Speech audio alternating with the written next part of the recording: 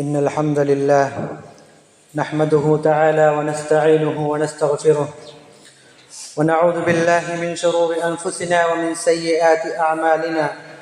من يهده الله فلا مضل له ومن يضلله فلا هادي له، ونشهد أن لا إله إلا الله وحده لا شريك له، ونشهد أن سيدنا محمدًا صلى الله عليه وسلم عبده ورسوله أرسله بالهدى ودين الحق ليظهره على الدين كله ولو كره المشركون.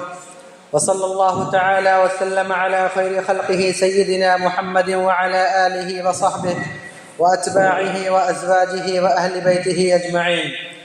أما بعد، فيا أيها المؤمنون، امتثلوا أمر ربكم كما أمركم بذلك، فقال: يا أيها الذين آمنوا اتقوا الله حق تقاته ولا تموتن إلا وأنتم مسلمون.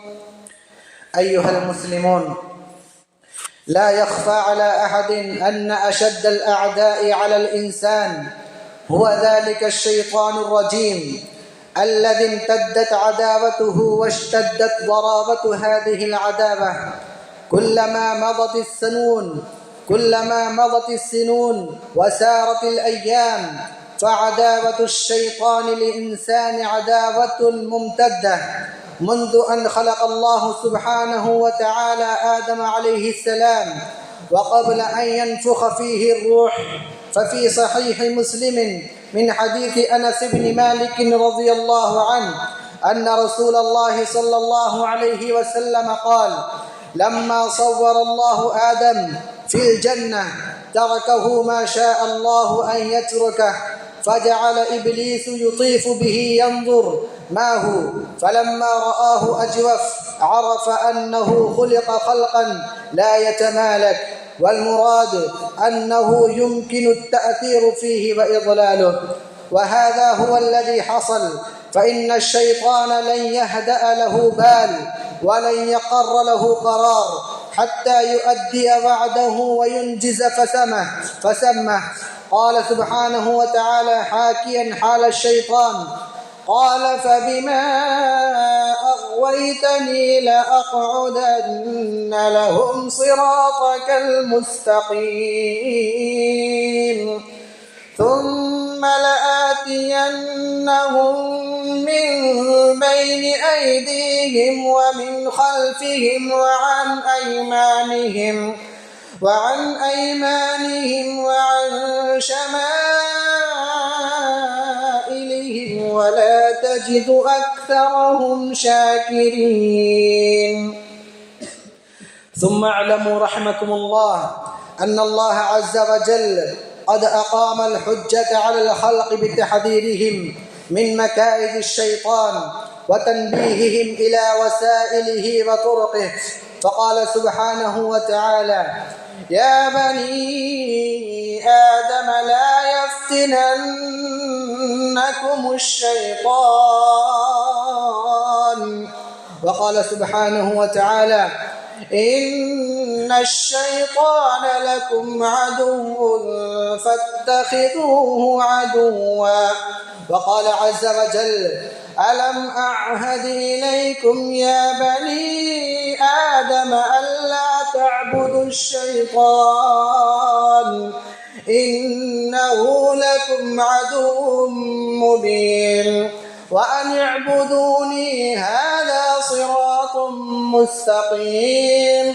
ولقد أضل منكم جبلا كثيرا أفلم تكونوا تعقلون. صدق الله العظيم. بارك الله لنا ولكم بالقرآن الكريم ونفعنا وإياكم بالآيات والذكر الحكيم، إنه تعالى جواد كريم وبالعباد رؤوف رحيم. الحمد لله نحمده ونستعينه ونستغفره ونؤمن به ونتوكل عليه، ونعوذ بالله من شرور أنفسنا ومن سيئات أعمالنا.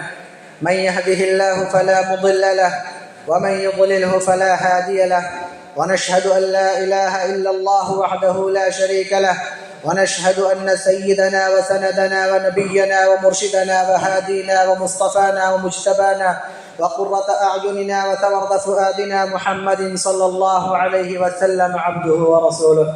فيا أيها المؤمنون، أوصيكم وإياي أولا بتقوى الله. اتقوا الله حق تقاته وبادروا إلى أداء مفترضاته، واعلموا أن الله سبحانه وتعالى أمرنا وأمركم بالصلوات والتسليمات على النبي محمد صلى الله عليه وسلم، فإنه يقول: إن الله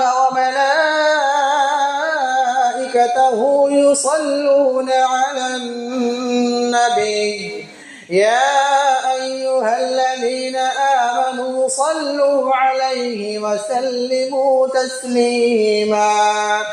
اللهم صل وسلم وزد وبارك على رسولك سيدنا ونبينا محمد صلى الله عليه وسلم. اللهم ارض عن الخلفاء الراشدين، عن الأمراء المرشدين، عن أولهم في الخلافة أمير المؤمنين سيدنا أبي بكر الصديق رضي الله عنه. اللهم ارض عن ثانيهم في الخلافة أمير المؤمنين سيدنا عمر بن الخطاب رضي الله عنه. اللهم ارض عن ثالثهم في الخلافة أمير المؤمنين سيدنا عثمان بن عفان رضي الله عنه. اللهم ارض عن رابعهم في الخلافة أمير المؤمنين سيدنا علي بن أبي طالب رضي الله عنه. اللهم ارض عن الستة البررة الذين هم تمام العشرة وأفضل من بايع نبيك تحت الشجرة رضي الله عنهم ورضوا عنه. أولئك حزب الله، ألا إن حزب الله هم المفلحون.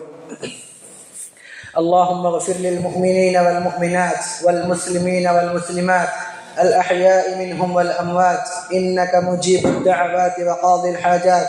اللهم أعز الإسلام والمسلمين وأذل الشرك والمشركين. اللهم أعز أهل السنة والجماعة وأذل أهل البدعة والضلالة يا رب العالمين. ربنا آتنا في الدنيا حسنة وفي الآخرة حسنة وقنا عذاب النار. اللهم أجرنا من النار، اللهم أجرنا من النار. اللهم أجرنا وأجر والدينا وأساتذتنا ومشايخنا ومن لنا من النار. اللهم لا تجعلنا من حطب النار، اللهم لا تجعلنا من حطب النار، فإنها بئس الدار وبئس المثوى وبئس القرار. اللهم انصرنا وانصر من نصر دين سيدنا محمد صلى الله عليه وسلم. ربنا يا مولانا واجعلنا منهم، واخذل من خذل دين سيدنا محمد صلى الله عليه وسلم. ربنا يا مولانا ولا تجعلنا منهم. اللهم بارك لنا في رجب وشعبان، وبلغنا رمضان، ووفقنا فيه للصيام والقيام وتلاوة القرآن وسائر الخيرات يا رب العالمين.